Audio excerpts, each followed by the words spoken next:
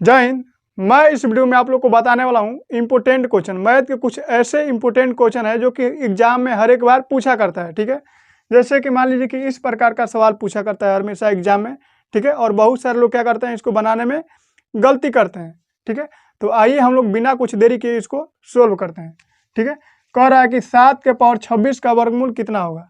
ठीक है, यानी कि कह रहा है 7 का पावर 26 का वर्गमूल। वर्गमूल का मतलब आप लोग इस पर क्या लगा सकते हैं, रूट लगा सकते हैं। अब देखिए, यदि हम आप लोगों से कहें कि 16 का वर्गमूल कितना होगा, ठीक है, तो आप लोग क्या करेंगे, रूट के अंदर 16 को डालेंगे। ठीक है, और इसको हम लोग क्या कर सकते हैं, 16 का वर्गमूल कितना हो जाएगा, 4 हो जाएगा। ठीक है, लेकिन हम लोग इसको ऐसे भी तो कर सकते हैं, रूट के अंदर 16, ठीक है, और रूट के अंदर 4 के पावर 2 लिख सकते हैं कि नहीं लिख सकते हैं। ठीक है, अब देखिए रूट को जब हम लोग हटाएंगे, तो ये 4 का पावर 2, ठीक है, और रूट जब हटता है तो आप लोग को पता होता है कि 1/2 इसका पावर हो जाता है। ठीक है, और ये 2 से 2 क्या हो जाएगा, कैंसिल हो जाएगा, और फिर ये कितना हो जाएगा, 4 हो जाएगा। यानी कि आप लोग ऐसे निकालिए या फिर ऐसे निकालिए, कोई फर्क नहीं पड़ने वाला है। तो ठीक, हम लोग उसी प्रकार इसको सोल्व करेंगे। ठीक है, अब इसका रूट जब हम लोग हटाएंगे तो ये क्या हो जाएगा, 7 के पावर 26।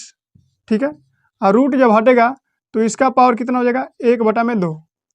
ठीक है, इसको जब हम लोग कटाएंगे तो ये कितना हो जाएगा, 13 बार में कट जाएगा, यानी कि 7 का पावर 13 इसका राइट आंसर, यानी कि ऑप्शन नंबर बी आंसर हो जाएगा। ठीक है, अब देखिए इसमें का दूसरा सवाल है, कह रहा है कि 11,111 का वर्ग कितना होगा, यानी कि इसका मान कितना होगा। ठीक है, तो जब आप लोग को ऐसा संख्या मिल जाता है तो देखिए इसका ट्रिक क्या होता है। देखिए कितना एक हम लोग गिन लेंगे पहले, 1 2 3 4 5।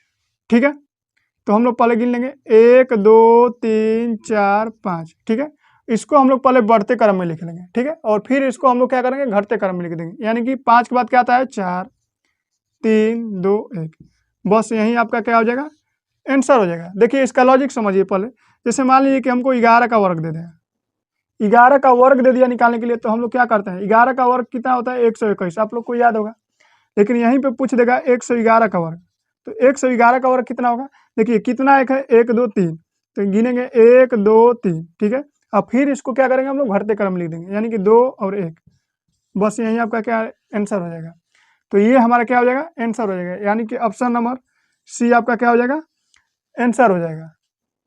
तो देखिए ये सवाल नंबर तीसरा है, कह रहा कि यदि इतना बराबर इतना है तो यक्स का मान कितना होगा, यानी कि इसमें यक्स का मान पूछ रहा है। ठीक है, तो इस सवाल को हम लोग 3 टाइप से हल कर सकते हैं, लेकिन मैं आप लोग को सबसे आसान विधि बताऊंगा, जैसा कि आप लोग शॉर्टकट तरीका से इसका आंसर बस 2 सेकेंड में निकाल सकते हैं। ठीक है, देखिए करना क्या है, आप लोग को इस 23 का वर्ग करके और 16 का वर्ग करके क्या करिएगा, घटा दीजिए, यानी कि 23 का वर्ग कर देंगे और 16 का वर्ग कर देंगे।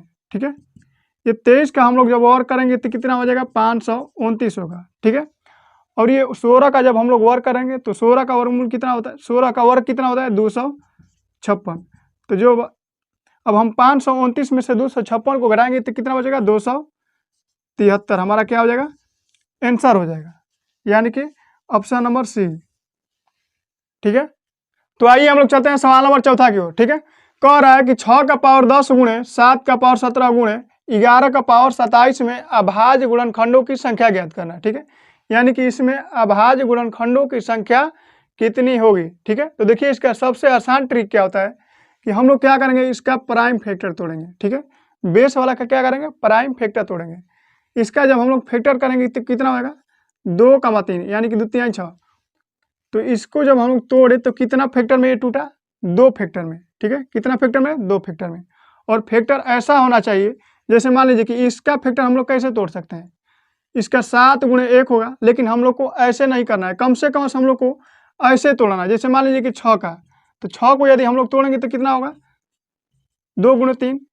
लेकिन यहीं 7 को हम लोग तोड़ेंगे तो 7 गुणे 1 होगा, लेकिन हम लोग को ऐसे नहीं तोड़ना है, हम लोग को इस प्रकार का तोड़ना है। जैसे मान लीजिए कि हमको तोड़ना है 9 का। ठीक है, 3 गुणे 3 कर सकते हैं। यदि मान लीजिए कि हमको 5 का तोड़ना होगा, 5 का फैक्टर तोड़ना होगा, तो 5 गुणे 1 नहीं कर सकते हैं, ऐसे नहीं कर सकते हैं। ठीक है, तो मान लीजिए कि इसमें गुणन, मान लीजिए कि इसमें फैक्टरों की संख्या कितनी हो जाएगी, 1 हो जाएगी, और इसमें भी क्या हो जाएगा, 1 हो जाएगा।